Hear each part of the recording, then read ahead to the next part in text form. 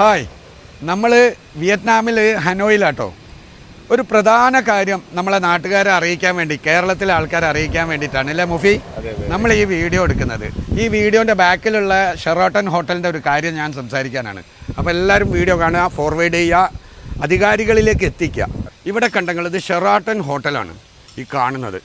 നമ്മളെ നാട്ടിൽ 100 മീറ്ററിൻ്റെ ഉള്ളിലേക്ക് വെള്ളത്തിൻ്റെ അടുത്തേക്ക് പോകാൻ സമ്മതിക്കാതെ അവിടെ ഫുള്ള് ചളികളും അതും ഇതും കച്ചറകളും ആയി കിടക്കുന്ന അവസ്ഥ നിങ്ങളെല്ലാവരും കണ്ടിട്ടുണ്ടാവും, പലരും അനുഭവിച്ചിട്ടുണ്ടാവും.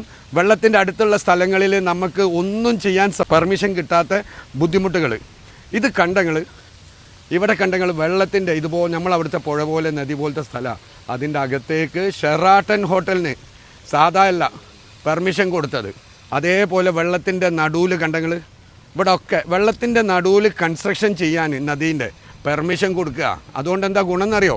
ഇഷ്ടം പോലെ ആൾക്കാർ ജീവിക്കുകയും ആ രാജ്യവും ആ സിറ്റിയും നന്നാവുകയും വൃത്തിയോടെ ഇവിടെ എന്ത് ഭംഗിയാണില്ലേ കാണാൻ. ഒന്ന് ആലോചിച്ച് നോക്കി. ഇത് നമ്മളെ അധികാരികൾ മനസ്സിലാക്കേണ്ട ഒരു വലിയ വിഷയമാണ്. ആൾക്കാർ നമ്മളെ അധികാരികൾക്ക് ഇത് ഫോർവേഡ് ചെയ്ത് കൊടുക്കുക. കാരണം അവരൊന്ന് മനസ്സിലാക്കട്ടെ, മന്ത്രിമാരൊക്കെ ഒന്ന് മനസ്സിലാക്കട്ടെ, ലോകത്ത് ഇതുപോലെ പല സംഗതികളും നടക്കുന്നുണ്ടെന്ന്.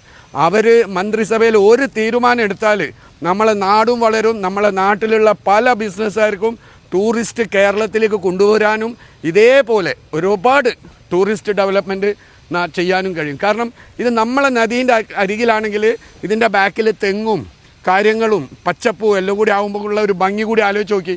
നമ്മളെ നാട്ടിലാണെങ്കിലുള്ള ഒരു ഭംഗി ആലോചിച്ച് നോക്കി നിങ്ങൾ. അപ്പം ഇത് അധികാരികൾ മനസ്സിലാക്കുക, നിങ്ങൾ ഫോർവേഡ് ചെയ്യുക. ഇതിനൊരു പരിഹാരം, ഇത് കുറ്റപ്പെടുത്തലുകളല്ല, ഇതിനൊരു പരിഹാരം കാണാൻ വേണ്ടിയുള്ള ഒരു റിക്വസ്റ്റ് മാത്രമാണ് കേട്ടോ.